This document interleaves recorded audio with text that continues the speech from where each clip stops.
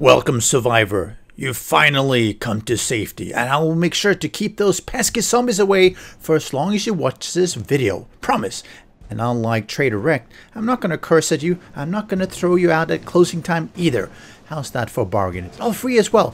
So the big question of today is, what is Alpha 20 all about? And of course, we're talking about 7 Days to Die. And of course, when the heck is it coming out? And we're going to be keeping the discussion of when to the end, so stick with it to the end. But let's dive into some new things that are coming for Alpha 20. And if you find this interesting, why not consider hitting the like button and subscribing to catch more of my videos? And of course, I'm here looking at the Alpha 20 Dev Diary. But hold on. Well, let's first look at some of the new assets that the game has added. The new game assets, such as you can see, ATM, fire hydrant, and who doesn't like to have a Mad Mole headstone? I mean, I always love that as a paintable texture. It's just a pity that we can't change the text actually, so we can say RIP Vedui 42. But maybe sometime that's going to happen. But I like that they put in new assets and then a new high definition assets that will help to update the game and make it look just so much better. And here's another one, a new zombie HD asset. It's the punk zombie or the hoodie zombie, old skater. Anyway, he must have lost his board at least, but he looks really good. He definitely looks improved, though. Question is, would any walk around in a green hoodie? Not really sure that would happen, but anyway, he still looks much better than the previous skateboarder. But what's really included in Alpha 20, and you might not be aware because a lot of us are not really aware. So let's go have a look at that Alpha 20 Dev Diary. And this is really what the Fun Pimps themselves have said. And I'm immediately struck by the fact that there's really not a lot of clarity. They have had a couple of dev stream videos in the past, which was, as you can see, October last year. That's 9 months ago. Since then, we've really not seen anything, but they do mention an Alpha 20, but you can see 20/21 roadmap, meaning it's not really sure these things are making it into Alpha 20 at all, which makes it a little bit more confusing, but let's try to make sense of it. The first thing is the Unity update, and I think that's more of an ongoing thing. They're working with Unity directly, so that should help when they get stuck. Maybe get some optimization and maybe even some additional feature that they might request or ask for help with from Unity directly. So that's always helpful. The second piece about random generation update is actually really interesting. They have shown previously the stamping technology where they will be able to put in, canyons and big mountains, things that are sort of pre-generated, sort of like the POIs, maybe not built block by block, but at least pre-generated, that they can then stamp onto the maps and sort of generate the terrain around it to make it look really nice, but also have some specific features. If you know right now, we have a canyon in Naviscane, but we don't have that in random world generated maps because it just doesn't fit in. With the stamping technology, maybe we finally will be able to get that, and I think that will make the maps a lot better. And they've also shown off some really cool map generation for the city districts, which you can see here. And well, it's all randomly generated, which is obviously important because it should be randomly generated. But beyond that, what's cool is that you'll see the lights, the traffic lights, you'll have sidewalks, and of course you'll have the nightclub zombie walking around. But anyway, well beyond that, we have a lot of cool things like the trash bin, things that make the cities look a little bit more organic. Now, turning to the vehicle mods, I think that's a little bit more shaky. I do believe that they've confirmed coloring of the vehicles. Now, working on the other in-game mods, the vehicle mods, but it's not really clear specifically which ones they are actually going to be releasing from Alpha 20. I suspect we might get, maybe a couple of them, such as the expanded seat. I think that one was working for the 4x4. Maybe we'll get a supercharger or something like that. But I think that there's something that they will be adding on to in Alpha 20 as well. I definitely would like to have additional seats so we fit in 3 or 4 people on the 4x4, and I would like to have better headlights. So we'll see what actually ends up coming in Alpha 20 and what gets pushed to Alpha 21. We do have a new shape menu, and I've briefly covered this in previous update, but they've basically redone the blocks and their upgrade paths fundamentally, making it a lot more straightforward to build. So you no longer will have wet concrete or be unable to build straight to steel. Now you'll be able to do that. If you want to put down a steel block, you can do that straight down without having to first do reinforced concrete, let it dry, and then upgrade it. And when they've been doing this, they've also been unifying the shape menus for all the materials so that they're all the same, are in the same location. So it makes it easier when you're building to actually decide, do you want to have concrete with a certain shape, or do you want to have steel or maybe brick or something, without having to get confused about, fine, do I need to do this first and then upgrade in order to achieve it. Microsplat improvements, I believe that is generation related of the map. One thing that's interesting is this feral sense game option, and I think it's gonna really impact how hard the game is. Now, if you set the feral sense to be, well, very dumb, meaning that you might be able to walk very close to them before they really realize that you're there, compared to having it feral very high, where you probably have a constant mobbing of zombies finding you as you walk around, as you're shooting, and as the zombies actually find you, because they'll be able to notice you and come for you even from quite a distance. The biome difficulty, it's been on the table for quite a while now, and they have been talking about making that even tougher for Alpha 20. If you realize how specifically Nighttime Wasteland has this continual steady flow of zombies that are spawning. Basically, you kill one, another one will spawn. They will not stop spawning, which actually they do in other biomes.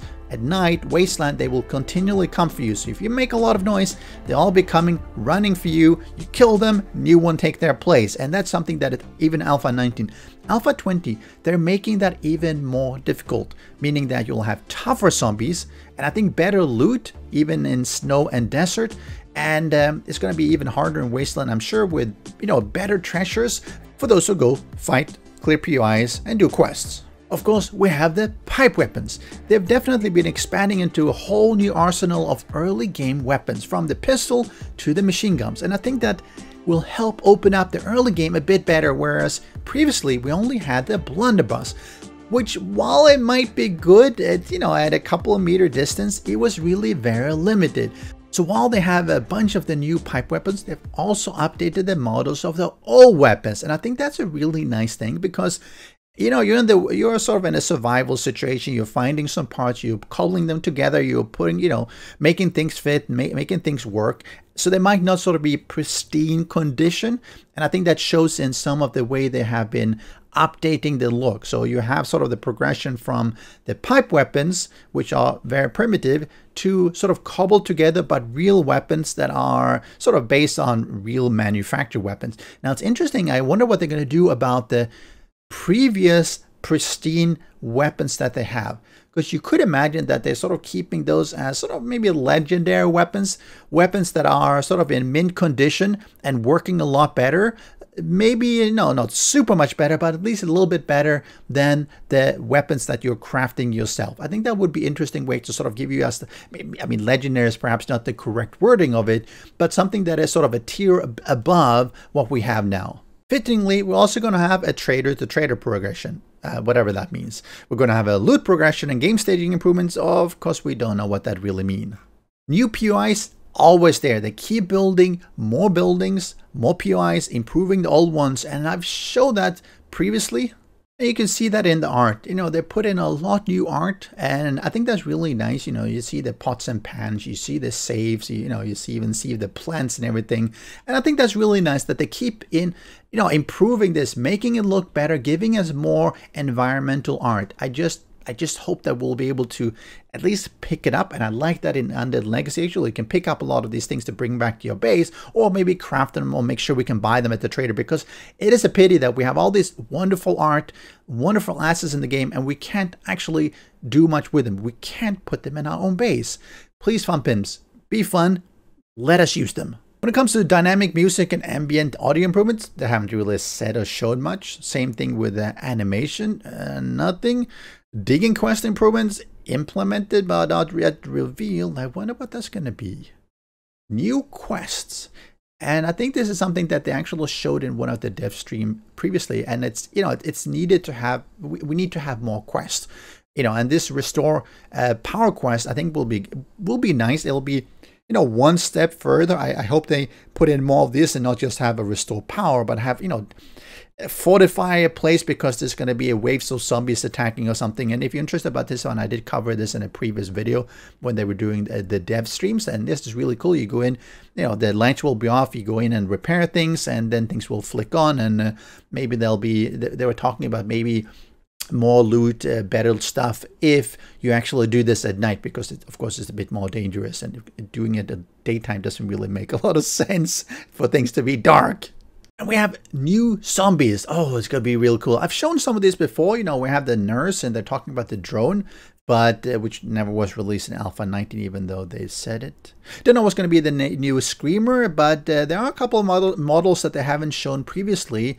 And here's one, for instance. You have the Hazmat Dude, which is going to be, well, really interesting. He looks definitely much better. I mean, you notice that he's lost his boot, and that maybe that's why he got infected. He got bitten in a boot or something. But he looks definitely better than previously, which is good. We have the new burnt zombie, which really looks awesome. I mean, you can see sort of like glowing embers in it. And I believe the idea is for the feral and the rat version to actually be on fire. And I think that will set the players on fire as well, which should make them even more dangerous. And if nothing else, they will show up really nicely at night. I mean, especially when they're on fire, which looks really good. And finally, we have the new Radiation Zombie by Keanu. Not Keanu Reeves, but... And this one has not been shown off previously, and it's going to be really interesting to see, if it's coming into Alpha 20, is it simply going to be this model? Are they going to be making it a special zombie? It's going to have any special abilities? They have years back talked about wanting to have a radiation zombie boss, special zombie, something that would heal or even resurrect zombies around it. They just never added. Instead, they make the regular radiation zombies that heal themselves. So it would be really interesting if they had something like this that had additional abilities that, maybe it does heal zombies around it, maybe even reanimates them if they, died recently. I think that would be a great addition to just give more special abilities to the zombies. And we're finally going to be coming to features that have been pushed to Alpha 20 that we're not going to go into a lot of details, unfortunately. AI Sleepers, A21, Character Overhaul, A21, Water Overhaul, A21.